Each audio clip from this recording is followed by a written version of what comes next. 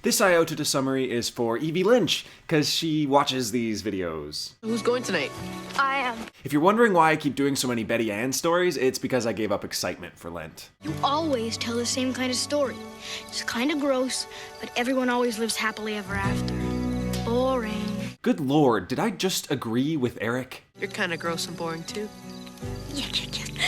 Cool. Oh, poor Betty Ann. Now she's gonna have to ditch her story about stamp collecting and improvise something scary to prove her worth. I call this story The tale of the blood massacre at Camp Bride Ghost Chainsaw Eyes. Meet Day Day. He watches movies at night while scarfing down pop. Corn. And this is his less creatively named sister, Emma. What's the matter? Did I scare you? Emma is like a young Jodie Foster with her deeply resonant voice and her less than ambiguous sexuality. There's a ton going on in the world, Day-Day, and I'm not gonna miss any of it. Seriously, they never explain why his name is Day Day, or why he keeps the popcorn bowl on his head like a hat. Hey, new neighbors moving in. At night? So some new mysterious neighbors have moved in across the street. What's with the black clothes? Yeah, didn't they get the memo that vastly oversized yellow hand-me-down maternity t-shirts are all the rage? Whoa! I think I'm going to avoid our new neighbors. Day Day is such a strange kid. He crab walks out of the room with a popcorn bowl on his head. No wonder Dad left. You sit in front of the TV all day and you're gonna turn into Dad. Now, you might think that's harsh, but it's seriously a recurring AYAOTD theme that I've noticed. The single mom, scumbag dad plot. Watch for it. Need a hand? The next day, the Slavic neighbors are having 2 refrigerators delivered. Braun, Mr. and Mrs. Look at this. Rovno, Ukraine. They're from the Ukraine! Huh. What tipped you off there? That near Disney World? No dip, it's near Russia. I knew that. Old Teal and Rose over here could bring back vaudeville with this comedy act. Must have wanted these refrigerators pretty bad if they ordered them when they were still in Russia. That's what they are? Refrigerators? They're from the Ukraine. They probably need 2 fridges to keep all their borscht. You just gonna leave them? Yep, that's what the order says. Nobody home? Leave them in the driveway. See ya. Yeah, thanks for the probably illegal overshare, best friend UPS driver. Emma fancies herself quite the Nancy Drew. Come on. That's weird. What? Their car's here. They gotta be home. Give them a break. They're just jet-lagged. And vampires, probably. Let it go. Don't forget to tell your father about... Oh, I'm sorry. I'm late. Bye. Seriously, you have a crab-walking, bowl-wearing son, a pesky, bi-curious daughter, and a clumsy, inconsiderate wife. Would you stick around? You okay? Yeah. I just got a touch of something. I'm as weak as a kitten. Yeah, something tells me the postman's disease might be a case of being 90. Retire! Have you met the new neighbors yet? Oh, yeah. Maybe the bandage on his neck is covering up a hickey Ew. That his wife gave him while she was snarfling on his old scrotum neck. Are hickeys even possible at that age? It's the night I started getting sick. I hope I can shake it off. Summary. The Bronze are visiting everybody in the neighborhood, one night at a time, and they become immediately sick after the Bronze visit. And no one ever saw them during the day, only at night. Even their kid Lex was never seen during the day. Instead, he trolls the neighborhood at night, propositioning women for sex. Hello. Can I come in and play? Emma isn't used to being pursued by child boys. So everybody in the neighborhood keeps getting tired and sick and whatnot until one night, when she had a sex dream about Mr. Braun. Single shades of black, am I right?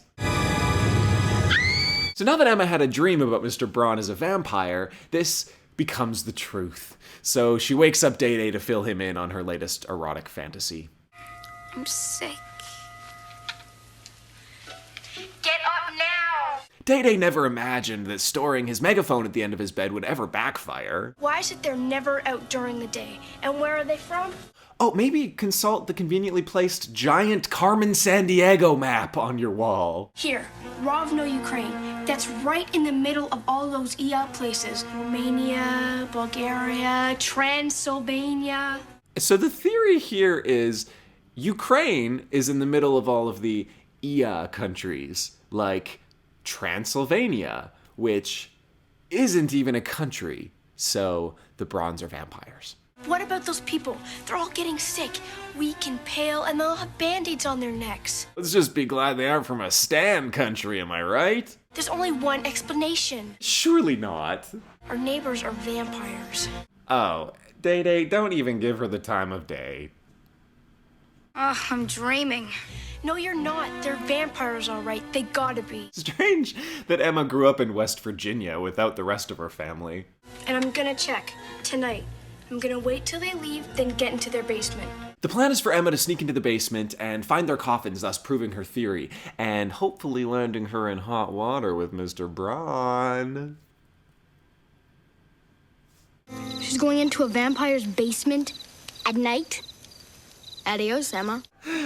I love this show. They're having a themed juice break. Yeah, like blood was being sucked from their necks. I love it. Kiki ruins the fun by giving everyone her strep throat. Yeah, thanks, Kiki. Your masculine boasting really livens up the party. Back at home, Emma has hung up garlic around the house. Vampires don't like garlic. Neither do I. Maybe I'm a vampire. I will shoot you in the face with a staple gun, brother. What if you get caught? I won't. So the Bronze leave the house and Emma sneaks inside. Little does she know the Bronze are heading over to pay Day-Day a little visit. There are so many Day-Day puns. Might we come in? My dad's not home and, Our couches aren't wide enough for your shoulder pads. maybe you should come back another time. Bye. Who's there, Day-Day? Why are you acting so cray-cray, Day-Day? You're from next door. Well, come in. Mom invites the vamps in and they get right down to business. I'm sorry my husband isn't here. He works late. As it turns out, infidelity is a full-time job. What is it you do for work? The Bronze explain that they've been studying American paramedics for ideas to bring home. It's absolutely fascinating work, although sometimes a bit, bloody. Day-Day, your ventriloquism skills leave a lot to be desired. Meanwhile, back at the Bronze house. It's a refrigerator. Thoughts only happen if you say them out loud. Like I do. Why would they lock a refrigerator? Probably to keep those pesky neighborhood kids from stealing all their pizza pops. Or no, the better question is, why don't they have locks on their windows? We can play video games.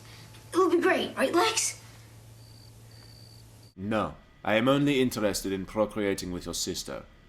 That was my Ukrainian accent. Ah, Jesus Christ, picking that lock was exhausting. Day-Day arrives to warn Emma that the Bronze are returning, but she needs to see if it's delivery or DiGiorno. It's blood. They arrive home after apparently going the long way around the entire city. They're vampires, all right. And you invited them in. Did they even make t-shirts in sizes below XL in the 90s? I feel like parents just bought super huge clothes and then waited for their kids to grow into them. Tomorrow after school. Before it's dark, we gotta get them before they get us. Let's murder the neighbors. I'll grab the staple gun. We have to find the coffins and drive the wooden spikes through their hearts. Good God! They're going to murder their neighbors. Betty Ann is really pushing the PG envelope with this one. I'm not going. Day-Day, if we don't stop them today, they may come for us tonight. Tonight night. So the two of them sneak back into the basement to find their coffins, or whatever, and then stab them all! Including the child! Murder. Just based on a hunch. Child murder. I think I'm gonna puke. I think that's a natural reaction for someone who's about to perform homicide. Hold it still. I'm scared, Em. As Emma picks the lock, somebody opens the door and comes down into the basement to investigate. Luckily, the man in the basement is blind and can't see the giant purple human being hiding under the table.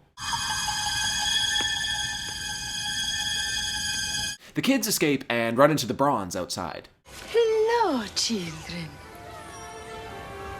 From the vampire's perspective, Emma and Day must just seem like evangelical Christians looking to spread the good word. I thought you worked at night. We did, but the schedule changed, thank goodness. So the bronze avoided murder and aren't vampires after all. Tonight's the night.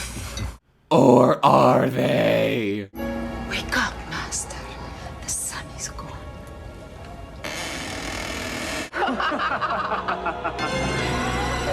Least scary vampire ever. I declare this meeting of the Midnight Society closed. Ugh, I declare this juice tastes like shit. Until next time. They pour all their juice on the fire. There's no joke. They do that. I give The Tale of the Nightly Neighbors 10 years out of the 25 to life that Emma should have gotten for attempted murder.